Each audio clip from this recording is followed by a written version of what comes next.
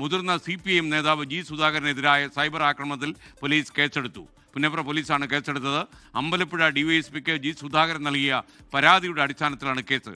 ആലപ്പുഴയിൽ നിന്ന് ശ്യാംകുമാർ ടെലിഫോണിൽ. ശ്യാം, വിശദാംശങ്ങൾ. SKN ജി സുധാകരൻ അമ്പലപ്പുഴ DYSPക്ക് നൽകിയ പരാതിയിൽ പറഞ്ഞിരുന്നത് മുഖ്യമന്ത്രി പിണറായി വിജയന് ജി സുധാകരൻ അയച്ചത് എന്ന പേരിൽ ഒരു കവിത സോഷ്യൽ മീഡിയയിൽ പ്രചരിപ്പിക്കുകയും അതിന്റെ പേരിൽ ജി സുധാകരനെതിരായിട്ട് വലിയ രീതിയിലുള്ള അതിക്രമങ്ങൾ സോഷ്യൽ മീഡിയയിൽ നടക്കുകയും ചെയ്തിരുന്നു.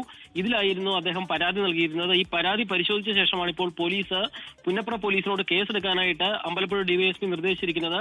സൈബർ നിയമങ്ങൾ പ്രകാരമാണ് നിലവിൽ കേസെടുത്തിരിക്കുന്നത്. ജി സുധാകരൻ പറഞ്ഞിരുന്നത് പോലെ ആ അധിക്ഷേപം നടത്തുകയും അതിന് നേതൃത്വം കൊടുക്കുകയും ചെയ്തവരെ കണ്ടെത്തുമെന്നുള്ളതാണ് ഇപ്പോൾ പോലീസ് അറിയിച്ചിരിക്കുന്നത്. പ്രാഥമിക പരിശോധനയ്ക്ക് ശേഷമാണ് ഇപ്പോൾ പോലീസ് FIR രജിസ്റ്റർ ചെയ്തിരിക്കുന്നത്.